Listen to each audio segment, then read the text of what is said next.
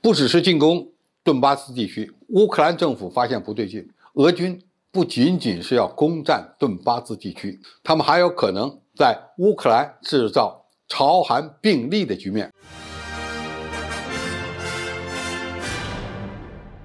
观众朋友、网友朋友，大家好，我是付延创。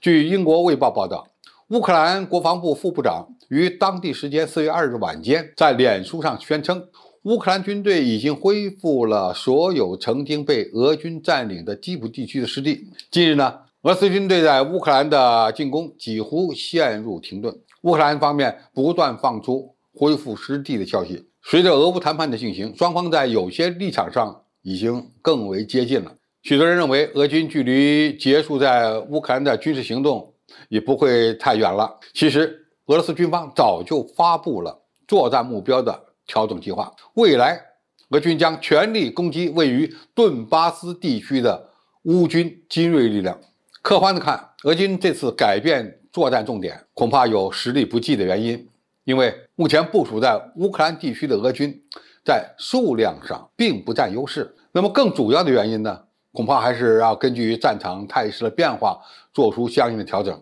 这也是俄军在初期实施的闪电战不成功之后呢，最合适的一个新选择。但是乌克兰的军事情报局局长布达诺夫发现情况不太对劲，俄罗斯军队围攻基辅只是个幌子，也不是仅仅让顿巴斯地区的2个共和国独立，而是试图将乌克兰一分为2，并将其中一块划入莫斯科控制的范围。据报道，俄军已经在其国内集结了差不多15万的预备役部队。一旦这些军队投入乌克兰战场，局势呢将再次发生改变。布达诺夫声称，在未能接管整个乌克兰之后呢，俄罗斯正试图将乌克兰一分为2。真正的情况是，俄罗斯要在乌克兰制造朝鲜与韩国并立的局面。朝韩分界线是朝鲜战争的结果，这双方到现在仍然处于非常对立的局面。如果俄罗斯真的要将乌克兰分为东西2块，那么就等于实际上肢解了这个国家，其后果就非常严重了。乌克兰东部分离地区卢甘斯克的领导人最近透露，卢甘斯克很快就会举行加入俄罗斯的公投。如果真的玩公投，克里米亚半岛并入俄罗斯的这一幕呢，就有可能上演。还有消息称，俄罗斯在其控制的一些乌克兰城市呢，都已经建立了亲俄罗斯的政府，这些地区都有可能变成俄罗斯的势力范围。布达诺夫预测说，俄罗斯一旦这么玩，即将面临乌克兰发动的全面游击战。另外，西方情报界也研判，目前俄军的作战重点放在了巩固其到手的重要据点，放缓全面攻势。由于乌克兰东南部的马里乌波尔沦陷在即，乌克兰将失去在亚速海的整个海岸线，而俄军围城重兵就能转到其他战线。英国智库皇家联合军事研究所的研究员表示尽管乌军在各地成功的伏击并阻止了俄军的行动，但始终无法拿出任何有效的办法收复失地和扭转战局。总体来看，如果俄乌双方无法就停战协议达成一致，外界推测俄罗斯可能就会把战略目标改成将乌克兰一分为2。那么问题来了，俄罗斯有可能把乌克兰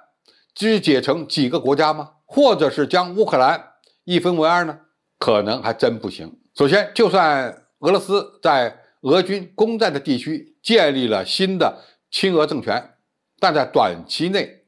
也没办法获得当众民众的认可。俄军呢，不得不长期驻留在乌克兰东部，这与普京战前的承诺并不相符，有可能会让俄军长期陷入乌克兰的战争泥潭。其次，被俄罗斯扶持的政权得不到国际社会的承认，反而会让俄罗斯背上一个沉重的包袱，让西方对俄罗斯的经济制裁长期化。这与韩国和朝鲜的情况是完全不同的，因为朝韩都是联合国的成员国，这是非常复杂的历史原因所造成的。最后，俄罗斯的目标是让乌克兰变成一个中立国家，与泽连斯基政府谈判是唯一的出路。一旦建立更大范围内的亲俄地方政权，等于让双方的谈判彻底破裂。如果俄乌双方一直无法达成和平协议，那么从本质上看，俄罗斯就已经输了。一个亲西方的乌克兰将会长期在境内以亲俄势力作战，这也达不到普京的让乌克兰去军事化和去纳粹化的目标。总之，如果俄罗斯的战略目标是全面占领乌东地区，建立一个从第聂伯河东岸到乌克兰边境的缓冲区，反而会让战争演变为局部的长期战争。这种局面恐怕对乌克兰、对俄罗斯都没有好处，是一个双输的局面。好，今天的评述就到这里，谢谢大家收看，我们下期再见。